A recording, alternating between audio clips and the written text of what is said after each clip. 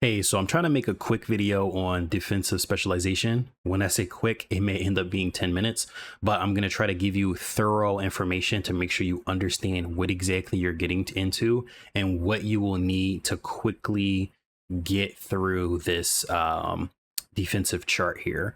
As you can see, I am on 205 blocks. I've been working on this for yesterday. I think I got 60. Today, I literally put in like 140, and I've only been playing for about 2 hours or so or whatever. So I plan on knocking this out within the next hour and then starting the art of disruption. So I'm doing pretty well in it. So clearly I feel like I know what I'm talking about. Before you even get into doing this archetype, I have 4 builds. I have a point guard, I have a shooting guard, which is really a small forward. I have a power forward, and I have a center. I originally only wanted to have 3 builds. I wanted to have my point guard because I wanted to be able to play point when people needed me. I wanted to have a shooting guard that was 6'8", that could actually drop down to the small forward position if needed. And then I had a 7-footer power forward that I wanted to be able to play center if I needed to play center with my team. And my goal when doing that was to be able to play the entire year without having another build. The issue is that in order to do the build specialization, you actually do have to make a dedicated center in order to quickly go through it. If you have a lock, I am sorry to tell you, this is probably going to still take you a very long time if you do not make a center. This is the center I made. Close shot, enough driving layup to get the physical finisher on bronze. 73 on the posterizer. That will get you bronze posterizer. I went with a nice 3-ball at 85, decent pass. The critical thing that you will need more than anything is the 93 block. My power forward is 7 foot with a 7-foot wingspan because really he was meant to shoot threes. He has an 89 3-pointer for the gold set shot. I am going to tell you blatantly that sorry, I need to focus. That build at 7 foot with a 7-foot wingspan will simply not get enough blocks. It won't be able to contest enough to actually trigger the block animation. And it could be because that specific build actually has a 91 block and it doesn't get the gold paint patroller. But I will say clearly that when I got on this 7'3" with this 7'5" wingspan, that's a difference of about, 8 inches of wingspan, right? And even because it was on a rebirth, I had silver to start because I went with 84. I was very easily able to get way more blocks with this build than I was with the 7-footer. And it was like a night and day experience. If you want to do this, you have to make something that is at least 7'2". I think 7'3" really is probably like the minimum that I would have went with, and that's why I chose it. Because it'll also allow you to take less in defensive rebounding and still not get bullied on rebounds, right? Now that I've talked through that kind of like part, now let's get into the actual nitty gritty. Go to the triple threat part again, play your games. You want to go to the triple threat part because you're going to be able to finish the games quickly and you won't be freaking playing 20 NBA games, like 20 NBA games versus 20 part games quickly, and play against the AIs. This was the bane of my existence before I made any of my centers or my power forward.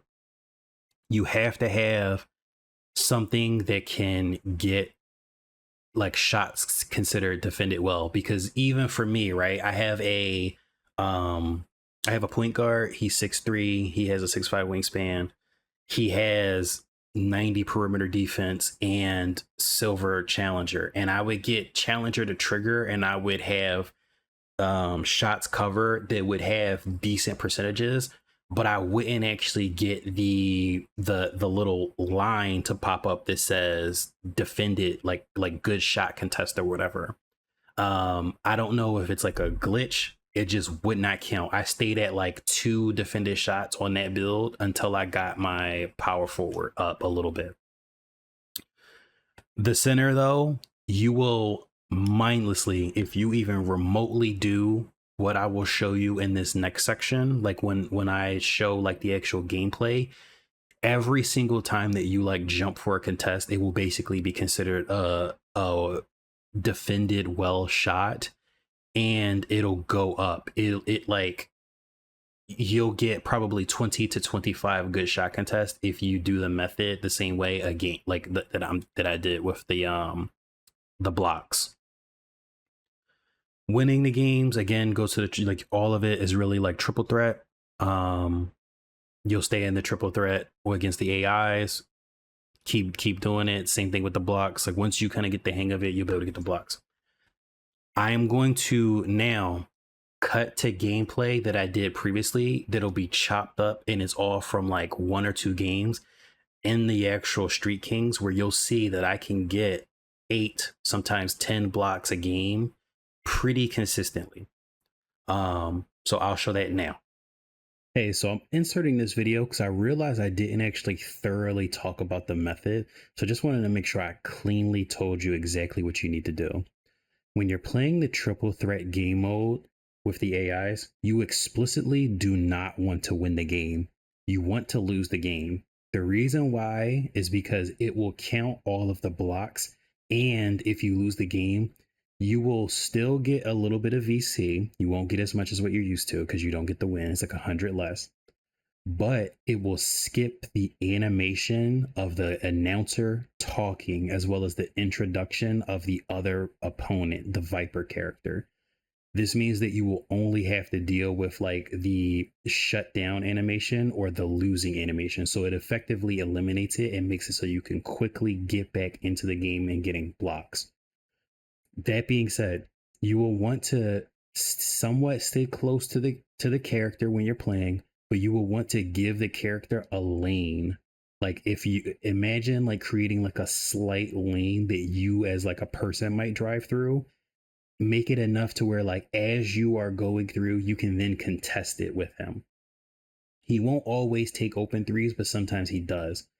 It's hit or miss with how he reacts, but he is the best possible AI for getting blocks on, even over the other like 5-8 characters, because they will pass to each other and try to take a 3, and it's inconsistent on whether or not you can actually get a block on them.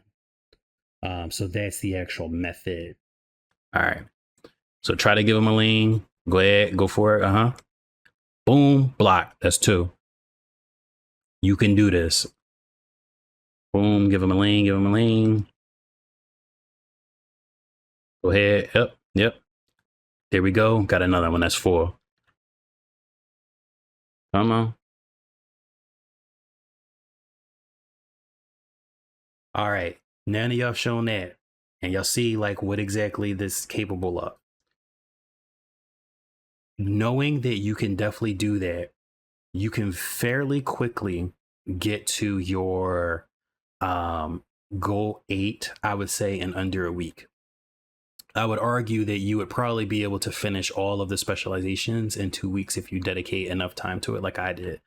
I think I probably now with this method could probably knock this, like honestly, everything out. Like once I get this defensive playmaker one done, I'll be able to knock this down by even like going into the wreck, which is, I mean, at that point it's trivial, but I could do this method, but it'll be night and day difference of what you can do. So this is my method.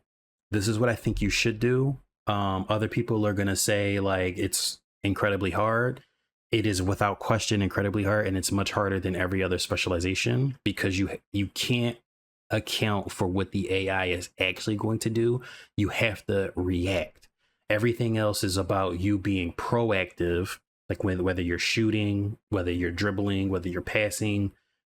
Defense is all about reacting, which makes it vastly harder. The good thing is, once you knock this out, you're good for the rest of the year.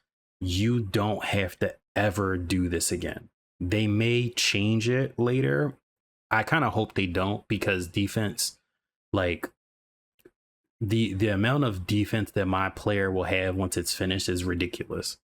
Um, and I do think the grind actually does show like who actually can play defense, and it'll teach you the fundamentals of how to cleanly vertical jump, how to dive and contest a shot, how to keep your hands up and get a block off of the hands up defense. Like it forces you to learn and get better at these different technical aspects of the game.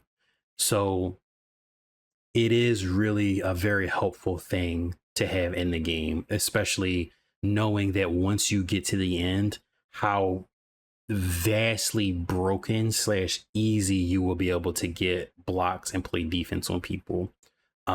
So there definitely does need to be this thick barrier to entry, if you will. But hopefully this helps you get to it sooner.